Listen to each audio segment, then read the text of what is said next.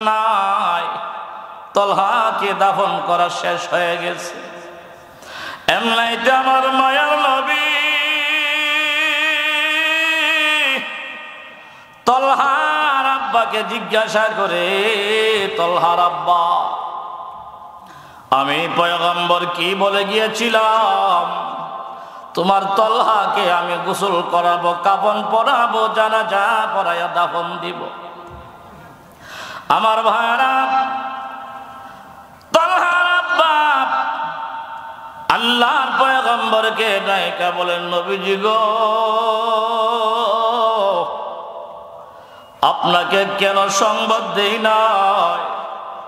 রাগ করবেন না গো নবী, আমার সন্তান তলহা তার এন্তেকালের সংবাদ আপনাকে জানাইতে নিষেধ করে গেছে গো নবী। মায়ার নবী ডাইকা বলেন, কেন রে? আমার অন্য অন্য সাহাবীরা আমি পয়গম্বরের জানাজা পাওয়ার জন্য বেকুল এবং বেহুশ, কথা বলেন ঠিক কিনা? আমার তলহা কেন গো? আমি পয়গম্বরকে তার ইন্তেকালের সংবাদ জানাইতে নিষেধ করে গেছেন, রহস্যটা কি, কারণটা কি একটু জানতে চাই। এমনিতে তলহার আব্বা ডাইকা বলেন, নবীজি গো, আমার তলহা ছোট হতে পারে, তার জ্ঞান আর বুদ্ধি আর আকল ছিল অনেক বেশি। সুবহানাল্লাহ। ওগো নবীজি, আমার তলহা আপনার সবগুলি কথা নিজের কানে শুনছে এবং চিন্তা করছে। নবীজি গো, তলহা আমাদেরকে নিষেধ করে গেছেন, তলহার ইন্তেকালের সংবাদ আপনাকে দিতে নিষেধ করছেন কেন? বলে, রহস্য হলো গো, আপনাকে যদি সংবাদ দেই, আপনি যদি বাড়ি থেকে বের হয়ে আমাদের বাড়িতে আসেন, আমার তলহা বলেছেন রাস্তার মধ্যে কয়েকজন ইহুদির বাড়ি, ইহুদিরা হলো মুসলমানদের চিরশত্রু, চরম শত্রু, কথা বলেন ঠিক কি ঠিক না?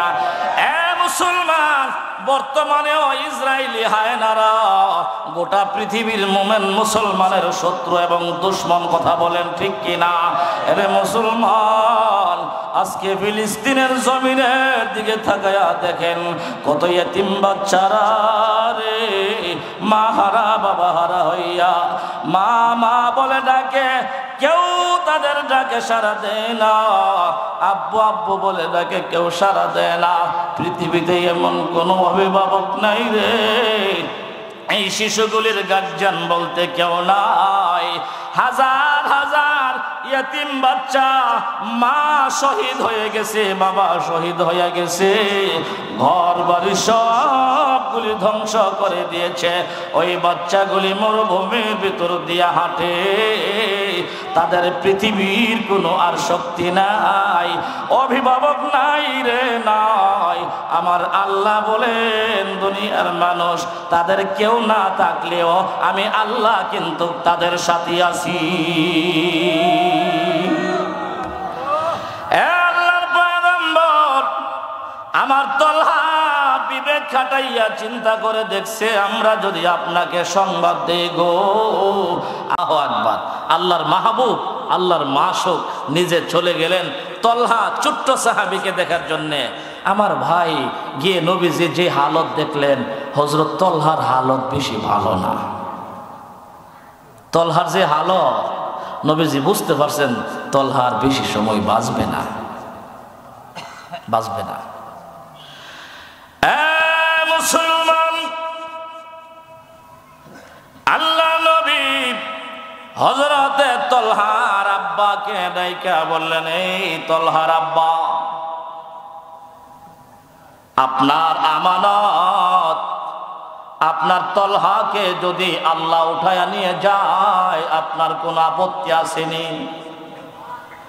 বলে, আল্লাহ দেওয়া আমানত আল্লাহ যদি উঠায়া নিয়ে যায়, আমার কোনো আক্ষেপ নাই, আফসোস নাই। আমার ভাই পয়গম্বর বলে দিয়ে আসলেন, এই তলহার আব্বা, তোমার সন্তান মনে হয় আর বেশি সময় বাঁচবে না, তবে তোমাদেরকে আমি একটা ওসিয়ত করে যায়, নসিহত করে যায়। যদি আমার আশেক সুবহানাল্লাহ কইতেন না, ছোট্ট সাহাবী হতে পারে আমার আশেক সাহাবী তলহা যদি মারা যায় গো, তলহাকে মারা যাওয়ার সাথে সাথে দাফন করবা না, গোসল করাইবা না, জানাজা পড়বা না, যতক্ষণ না আমি পয়গম্বর হাজির হইয়া যায়। তলহার ইন্তেকালের সাথে সাথে আমি পয়গম্বরকে সংবাদটা জানাইয়া দিব।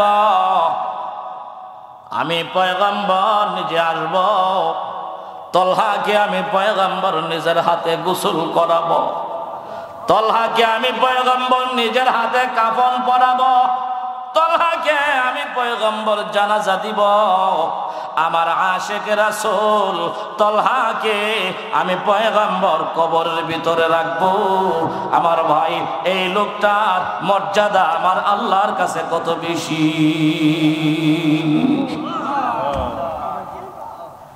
তলহাকে আমি গোসল করাবো, আমি কাফন পরাবো, আমি জানাজা পড়াবো, আমি কবরে রাখবো।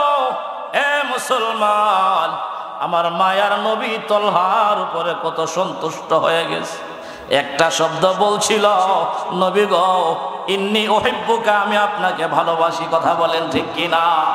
আমরা যারা এখানে আছি এই কথা বলতে পারবো না আমাদের নবীজিকে আমরা ভালোবাসি? কারা কারা আছেন নবীজিকে ভালোবাসেন? হাত উঠে দেখা দেন মুসলমান। নারে তাকবীর! আল্লাহ আমাদের সকলকে আশেক রাসূল হিসেবে কবুল করুন, বলুন আমিন। দরকার আছে কিনা নাই? আমার ভাই, খুব সূক্ষ্ম কথা রয়ে গেছে, চমৎকার কথা রয়ে গেছে।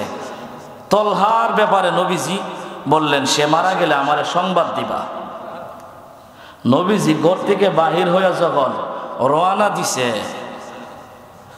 ছোট্ট সাহাবী হযরত তলহা রাদিয়াল্লাহু তাআলা আনহু বলতেছেন, আব্বা যান, শুনে যান। কি হয়েছে? আমি যদি মারা যাই তাহলে আমার নবীজিরে সংবাদ দিও না। সুবহানাল্লাহ কইতেন না? আমি মারা গেলে আমার মৃত্যুর সংবাদ আমার নবীজিকে দিবেন না, নবীজি যেন না আসে। আমার ভাই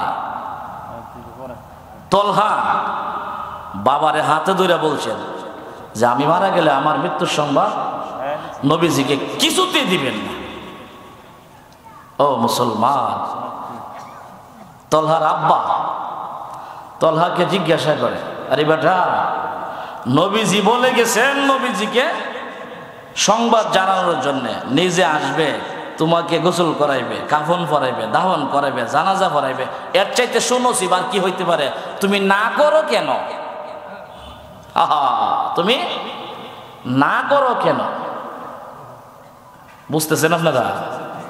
ছোট্ট সাহাবী নবীজিকে আসতে না কইরা গেলেন কেন? মুসলমান, হযরতে তলহা জন্মদাতা পিতাকে ডাইকা বলেন, আব্বা জান,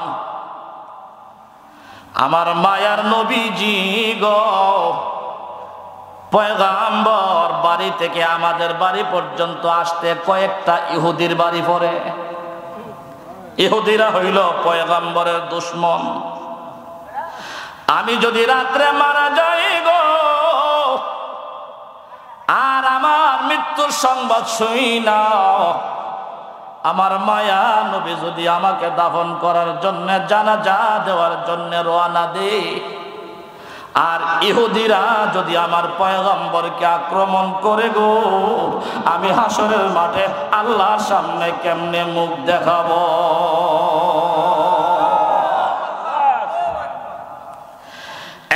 মুসলমান, ভালোবাসার গভীরতা শুনেন।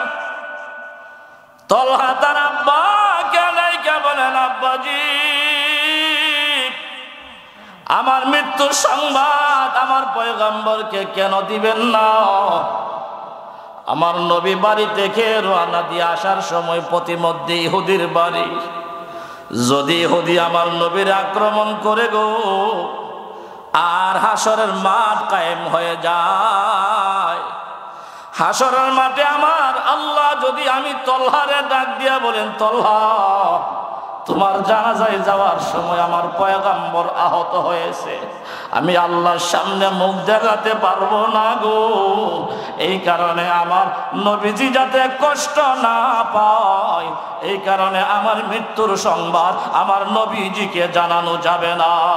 লা ইলাহা ইল্লাল্লাহ, লা ইলাহা, জোরে জোরে আওয়াজ করে, লা ইলাহা